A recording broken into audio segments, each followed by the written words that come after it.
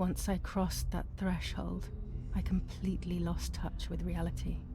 Everyone around me had died while I survived everything.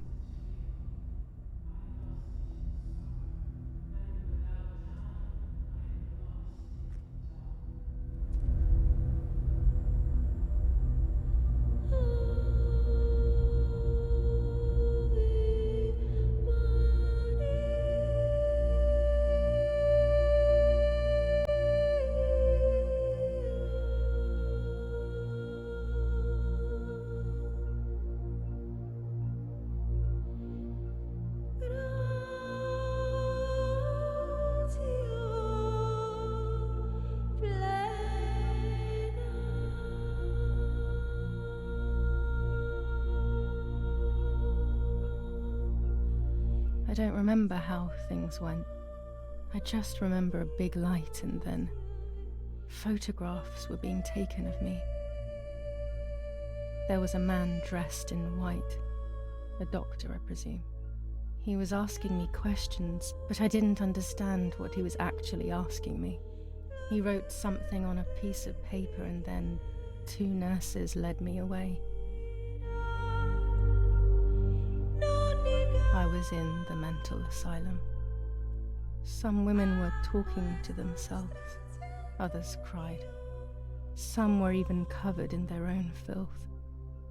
Others were violent and tried to hurt themselves any way possible. There was this one young woman who would pleasure herself all day long, incessantly, to the point where she would bleed. So they would tie her down to the bed screaming, cursing and talking gibberish for days on end. Once her wounds had healed and she was untied, she would just start again. That woman was me. They started to give me injections.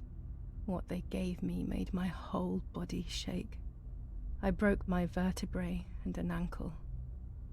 I think it was called cardiazol or something like that.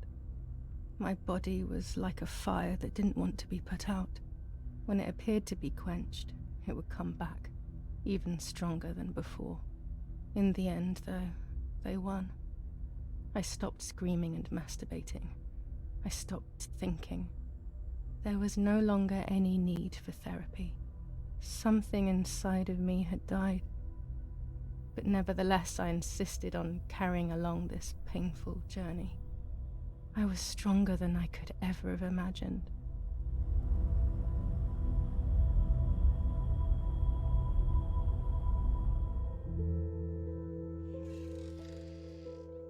Legs always ready to run.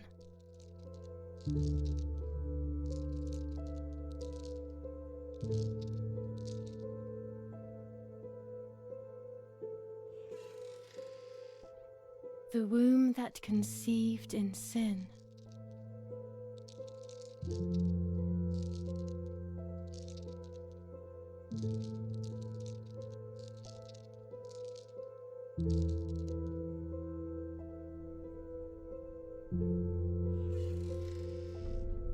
Lastly, the mind. To protect us, it has turned us into monsters. Either way, we cannot live like this, can we? I'll take care of it. I don't need to worry. I'll try to sleep if I can. I've got this.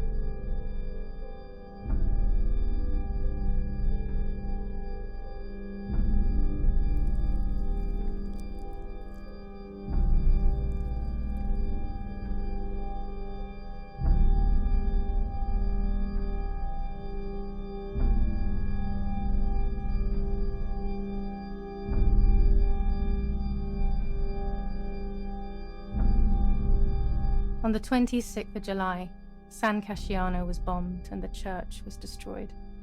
But I was not there then. I was already in the asylum. Once again, stubbornly, I was not dead. The bombs hadn't killed me, and I had also survived myself. The most absurd test and the hardest one. The war ended some time ago now, both out there and inside of me.